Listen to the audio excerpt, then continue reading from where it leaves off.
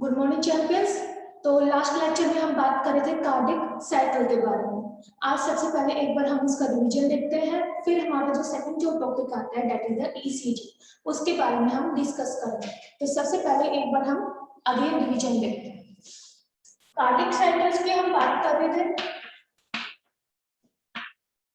तो आप सबको ऑलरेडी पता है कार्डिक साइकिल होता क्या है कि आपकी जो फर्स्ट हार्टबीट साउंड है इसके एंड से सेकेंड हार्टबीट साउंड की एंड तक का जो टाइम होता है, इस टाइम पीरियड को आप क्या बोल देते हो?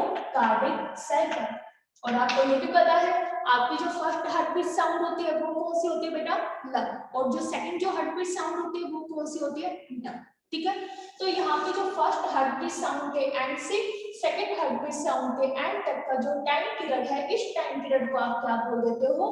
कार्डिक साइकिल बोल देते हैं। एक कार्डिक साइकिल कितने टाइम में बेटा कंप्लीट होती है? 0.8 सेकंड के अंदर।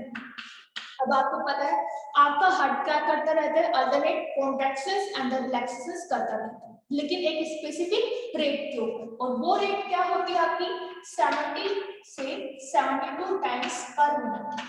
आपका जो हार्ट है वो क्या करता रहता है? Contractions and relaxations. और यही आपके बेटे क्या हो जाती है? Heart beat rate. यही आपकी क्या होती है? हार्ट बीट रेट होती है। लेकिन आपको ये भी बताया गया था कि आपका हार्ट कैसे बीट करता है, बिकॉज कोई ना कोई तो होना चाहिए ना जो इसको क्या देके जाए? एक इंपल्स या फिर एक आप बोल सकते हो एक स्टिमुलस देके जाए, ताकि आपका हार्ट क्या करे? कॉन्ट्रैक्शंस और रिलैक्सेशंस करता है। तो आप सबको पता है, एक आपको बताया गया था एसिड नोड।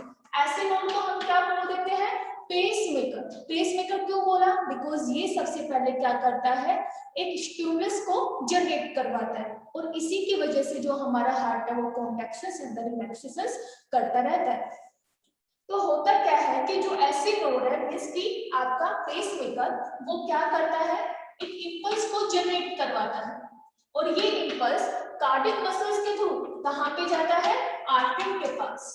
जैसे ही आर्टरी के पास एक सिग्नल मिल जाएगा कि अब आपको क्या करना है? कॉन्ट्रैक्शंस करना है, तो आर्टरी का क्या होगा? कॉन्ट्रैक्शंस होगा। तो यहाँ पे आर्टरी ने क्या कर लिया?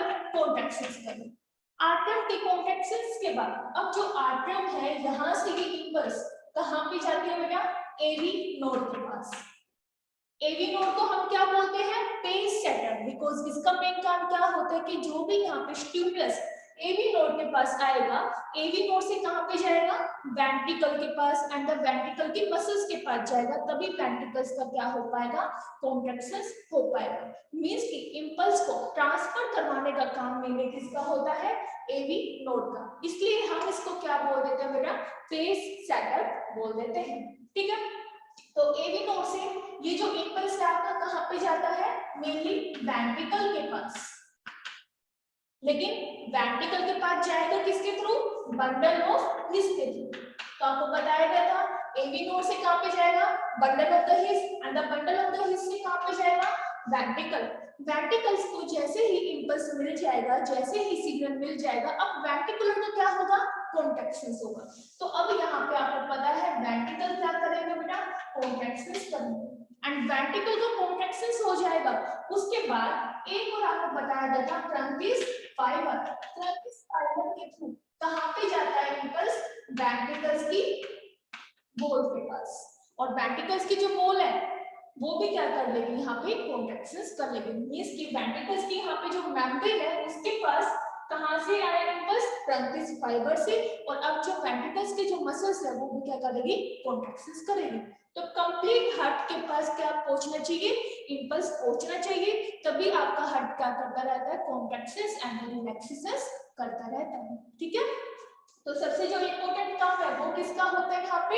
एसिड नोड का, बिकॉज ये क्या करवाते जाएगा? इंपल्स को जनरेट करवाते जाएगा। तो यदि हम कार्डिक साइकिल की बात करें तो आपको हमने हमारे लास्ट लेक्चर में बताया था कि जो कार्डिक साइकिल है वो मेनली कितने फेजेस में कंप्लीट होती है? 3 फेज के अंदर कंप्लीट होती है। जो सबसे फर्स्ट जो आपको फेज बताया गया था वो क्या होता है? Atrium systole. मींस कि इसमें क्या होगा? आर्टरियम का कॉन्ट्रैक्शंस होगा। सिस्टोल का मींस क्या होता है? कॉन्ट्रैक्शन। एंड जो सेकंड जो फेज है वो होता है आपका वेंट्रिकल सिस्टोल, मींस कि वेंट्रिकल का क्या होगा, कॉन्ट्रैक्शंस होगा। लेकिन साथ ही साथ इस फेज के अंदर आर्टम का और क्या होता है, डायस्टोल, मींस कि आर्टम का रिलैक्सेशंस एंड द वेंट्रिकल का कॉन्ट्रैक्शंस मेनली किसके अंदर होता है, वेंट्रिकल सिस्टोल फेज के अंदर ही होता है। थर्ड फेज की बात करें तो थर्ड फेज के अंदर मेनली क्या होता है, जॉइंट डायस्टोल। जॉइंट डायस्टोल का मींस है कि पहले से आर्टम क्या था, यहाँ पे रिलैक्स फेज में था, अब जो वेंट्रिकल है वो भी क्या हो जाएगा, यहाँ पे रिलैक्स फेज में हो जाएगा, मींस कि आर्टम एंड द वेंट्रिकल दोनों का यहाँ पे क्या हो जाना, रिलैक्सेशन हो जाना, ऐसे फेज को आप क्या बोल देते हो, जॉइंट डायस्टोल बोल देते हैं।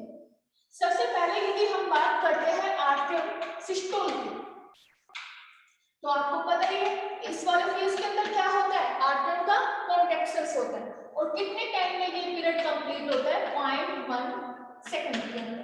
तो होता क्या है ये देखिए, ये आपका है right Artem and this is the your left Artem, और ये आपका क्या आ जाता है, right ventricle and this is the left ventricle. Right Artem and the right ventricle के बीच में जो वॉल प्रेजेंट होती है, इस वॉल को आप क्या बोल देते हो, tricuspid wall, this is the tricuspid wall. And left Artem and the left ventricle के बीच में जो वॉल प्रेजेंट होती है, इसको आपने क्या बोल दिया था, बाइकस्पिड वॉल। तो सबसे पहले आपको पता है राइट आर्टम के अंदर ब्लड आएगा, कहां से, सुपीरियर वीना कावा से, इंफीरियर वीना कावा से एंड द कोरोनरी साइनस के थ्रू। राइट आर्टम के अंदर ब्लड आ चुका, लेफ्ट आर्टम के अंदर ब्लड कहां से आता है, पल्मोनरी वेन्स के थ्रू।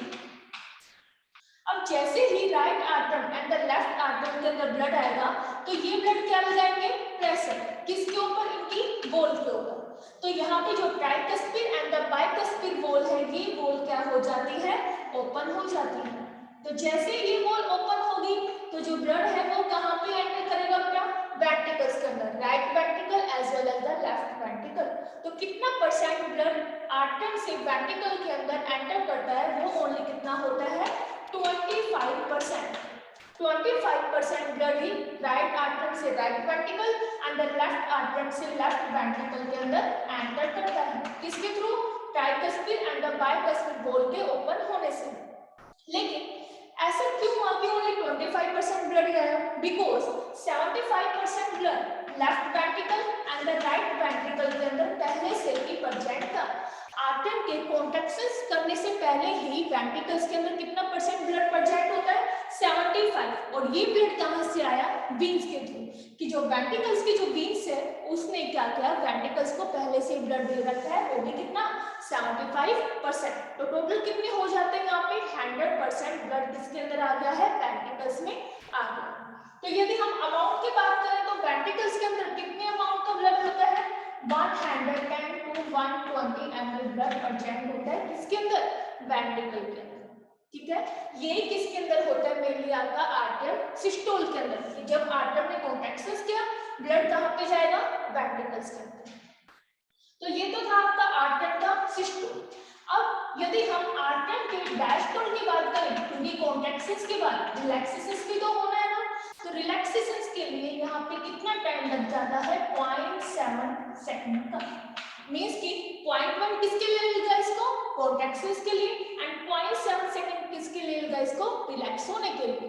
तो इसलिए तो हम क्या बोल के जाते हैं कि जो कार्डिक साइकिल है वो आपको कितने टाइम में कंप्लीट होती है, 0.8 सेकंड के अंदर, 0.1 एंड द 0.7, दैट इज कितना हो गया, 0.8 सेकंड। ठीक है, सेकंड फेज की जब हम बात कर रहे थे तो हमने आपको बताया था सेकंड फेज के अंदर that is the ventricle systole में। सेकंड फेज के बारे में बात करते हैं। सेकंड फेज में हमने बताया था आपको क्या होता है, वेंट्रिकल का सिस्टोल, मींस कि वेंट्रिकल का क्या हो रहा है, यहाँ पे कॉन्ट्रैक्शंस हो रहा है।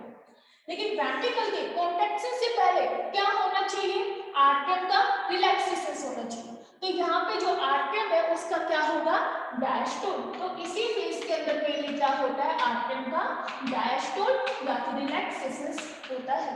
ठीक है, अब वेंट्रिकल्स के अंदर तो ब्लड आ गया, लेकिन ये ब्लड वापस से बैक फ्लो भी तो कर सकता है, राइट, लेकिन हमें बैक फ्लो करवाना नहीं है, तो उसके लिए क्या होना चाहिए, tricuspid tricuspid and the bicuspid valve की क्या होनी चाहिए, आगे क्लोज होना चाहिए।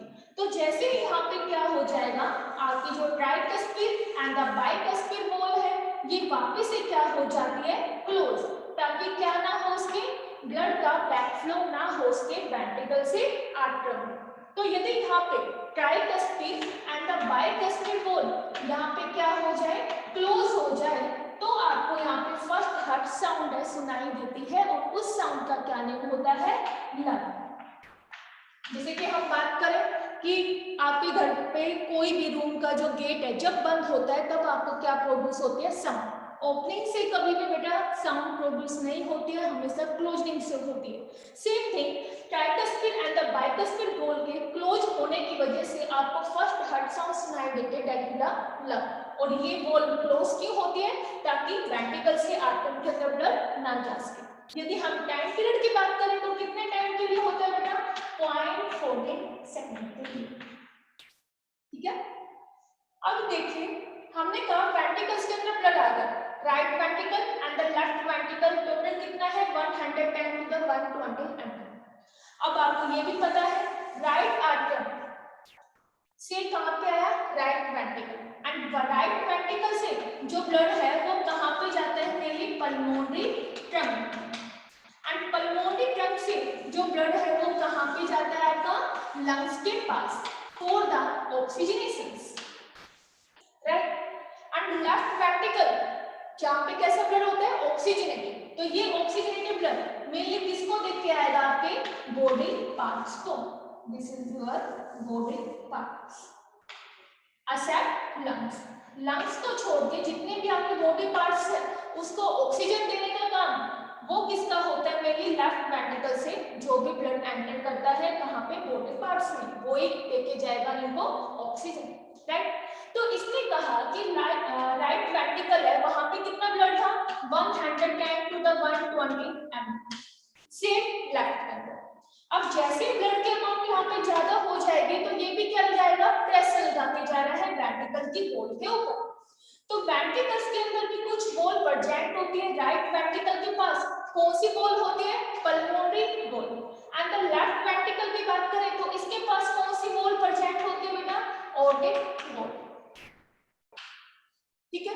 तो अब जो ब्लड है वो क्या लगा रहा है, प्रेशर लगा रहा है, तो आपकी जो पल्मोनरी वॉल है इसकी भी क्या होगी, यहाँ से ओपनिंग होगी, एंड जो ऑर्टिक वॉल है इसकी भी क्या होगी, ओपनिंग होगी। जैसे ये वॉल ओपन हो जाएगी, ये देखिए हम ओपन करके दिखा रहे हैं, जैसे ये वॉल आपकी ओपन हो जाती है तो जो ब्लड है वो कहां पे जाएगा, इस पल्मोनरी ट्रंक के अंदर एंटर कर जाएगा।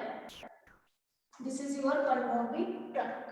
सेम थिंग जैसे ये वॉल ओपन होगी ऑर्टिक वॉल, तो जो ब्लड है वो कहां पे जाएगा, मेनली इस ऑर्टिक आर्ट के अंदर जाता है पहले, लेकिन कितना परसेंट, तो हमने कहा कि जैसे pulmonary wall aortic valve open होगी तो ओनली यहाँ पे कितना परसेंट ब्लड पंप होता है, 70 ml, मींस कि आपका जो राइट वेंट्रिकल, ओके, आपका जो right ventricle and the left ventricle है ये पल्मोनरी वॉल के हेल्प से एंड द ऑर्टिक वॉल की हेल्प से, मींस कि जैसे ही वॉल की ओपनिंग होगी तो ये ब्लड को पंप करता है, लेकिन कितना परसेंट ओनली, या फिर कितना एमएल, ओनली 70 ml ब्लड को पंप करता है। लेकिन इनके पास कितना यहाँ पे ब्लड की अमाउंट थी, 110 टू द 120 ml था, लेकिन कितना क्या ओनली 70 ml। जितनी अमाउंट को ये पंप कर रहा है इतने को हम क्या बोल देते हैं, स्टॉक वॉल्यूम, स्टॉक वॉल्यूम। और बाकी का कितना रिमेनिंग रह जाता है, right ventricle and left ventricle के पास, इसके पास भी कितना रहेगा 40 ml, एंड इसके पास भी कितना रहेगा 40 ml। तो ये जो अमाउंट है इसको हम क्या बोल देते हैं, एंड सिस्टोलिक वॉल्यूम। अब आप खुद ही देखिए क्यों हमने इसको एंड सिस्टोलिक वॉल्यूम कहा है, बिकॉज जब वेंट्रिकल्स ने कॉन्ट्रैक्शंस किया तो कॉन्ट्रैक्शंस होने के बाद भी वेंट्रिकल के पास कितना ब्लड रह जाता है, 40 ml, इसलिए हमने इसको क्या बोला, एंड सिस्टोलिक वॉल्यूम, कि कॉन्ट्रैक्शंस होने के बाद भी यहाँ पे कितना अमाउंट रह गया, 40 ml, और कितना ब्लड पंप हुआ है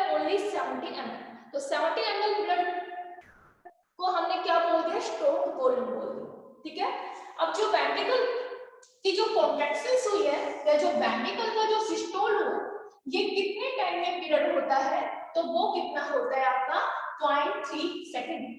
मींस कि जो वेंट्रिकल का जो आपका सिस्टोल आ जाता है, वेंट्रिकल सिस्टोल फेज, ये कितने टाइम में बेटा कंप्लीट हो रहा है 0.3 सेकंड के अंदर। लेकिन कार्डिक साइकिल कितने टाइम में कंप्लीट होती है 0.8 सेकंड के अंदर।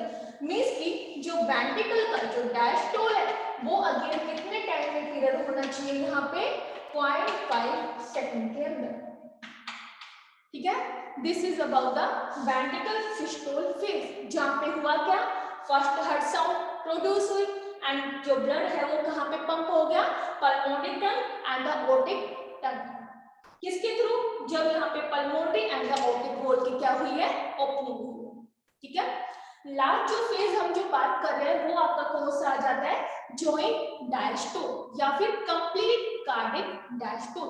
कंप्लीट कार्डिक डायस्टोल क्यों बोला, बिकॉज वहां पे आर्टरियम एंड द वेंट्रिकल दोनों ही कौन सी स्टेज में होता है, रिलैक्स स्टेज के अंदर होता है।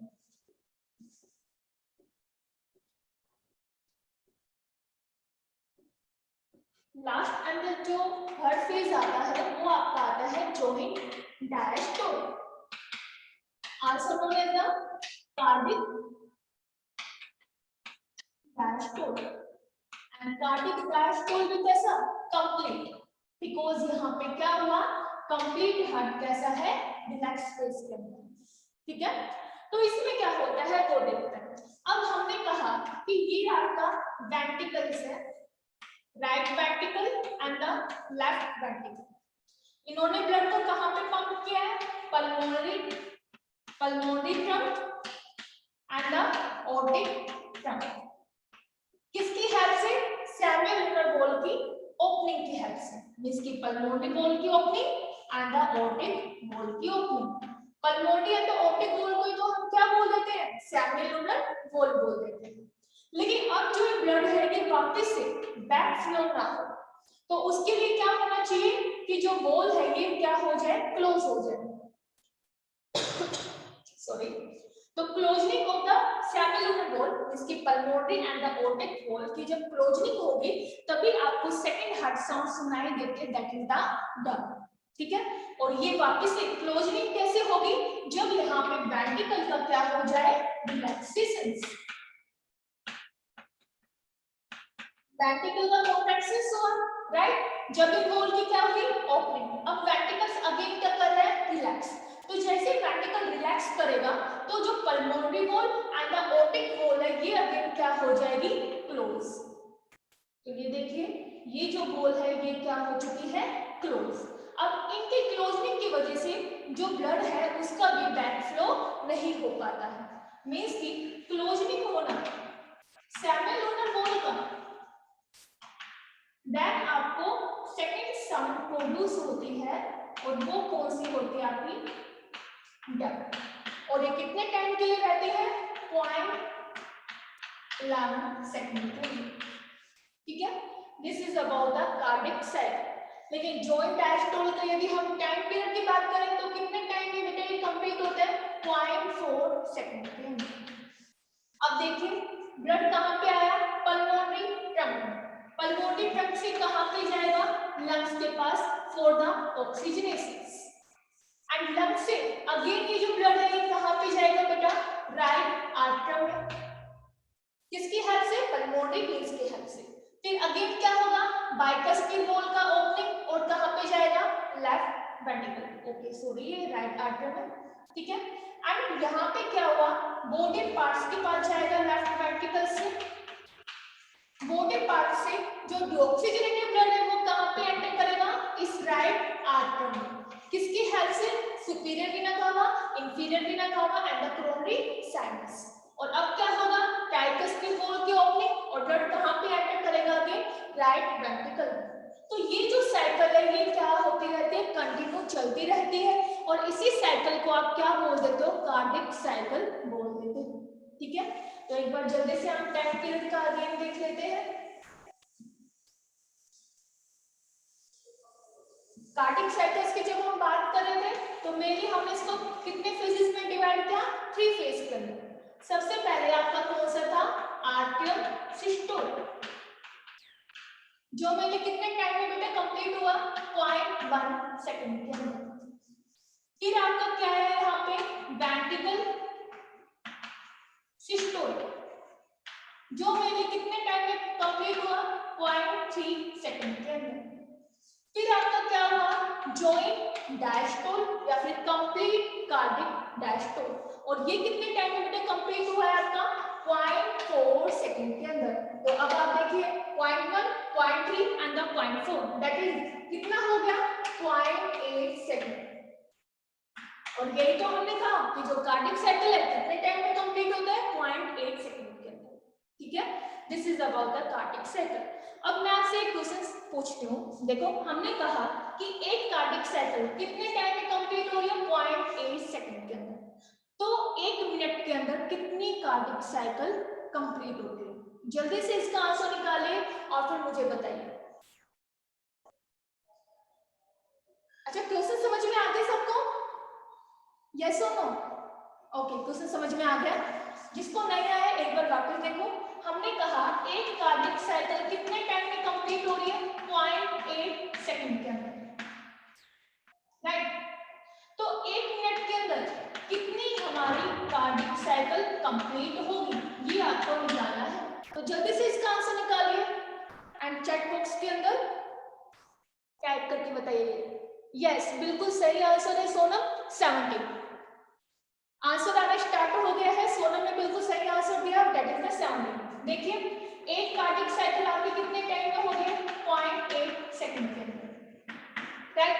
एंड 1 मिनट के अंदर कितने सेकंड होते हैं 60 सेकंड। तो 60 को आप किससे डिवाइड करवा दो 0.8 सेकंड से, सोल्व कर लीजिए तो आपका ये कितना आ जाएगा यहाँ पे 70। दैट इज 1 मिनट के अंदर एटलीस्ट कितनी कार्डिक साइकिल होती है 70 कार्डिक साइकिल कंप्लीट होती है। डन। इसके बाद हम बात करते हैं heart sound and then electrocardiogram. Heart sound की यदि बात करें तो अभी आपको पता चला कितनी हार्ट साउंड होती है mainly 2 heart sound, one is the love and second is the dub, right? अब इसने कहा कि हार्ट साउंड को सुनने के लिए भी हमें एक इंस्ट्रूमेंट का यूज करना पड़ता है और उस इंस्ट्रूमेंट को हम क्या बोल देते हैं स्टेथोस्कोप। आप सबको ऑलरेडी पता है यूज भी क्या होगा, राइट? लेकिन एक यहाँ पे एक और इंस्ट्रूमेंट होता है। ये इंस्ट्रूमेंट को हम कहाँ पे यूज करते हैं कि आपकी जो हार्ट साउंड होती है उसको हमें रिकॉर्ड करना, एम्पलीफाई करना, तो उसके लिए जो हम इंस्ट्रूमेंट का यूज कर रहे हैं उस इंस्ट्रूमेंट को हमने क्या बोला फोनोकार्डियोग्राम। फोनोकार्डियोग्राम का यूज क्या होगा हार्ट बीट की जो साउंड है उसको हमें रिकॉर्ड करना एंड द एम्पलीफाई करना by an instrument are known as the phonocardiogram. ठीक है, लेकिन कई बार आपने कुछ ऐसा भी सुना होगा हार्ट साउंड के किसी दूसरे पर्सन है उसकी हार्ट बीट कैसी होती है यहाँ पे, या फिर हार्ट साउंड है कैसी होती है लव देन लव, सुना होगा। तो ये कैसे होता है ये देखिए, यदि आपकी जो सेमिलर वॉल है that is the pulmonary and the otic wall, ये यहाँ पे क्या हो जाए डैमेज, तो आपको यहाँ पे डब साउंड सुनाई नहीं देती है। बिकॉज डब साउंड कब सुनाई देगी जब सेमिलर वॉल की क्या हो यहाँ पे क्लोजनिंग हो, और यदि ये डैमेज हो गई तो डब साउंड तो आपको सुनाई नहीं देगी। तो आपको ओनली कौन सी सुनाई देती है यहाँ पे लव, फिर लव। ठीक है, this is about the heart sound. Next lecture में हम बात करेंगे electrocardiogram that is the ECG.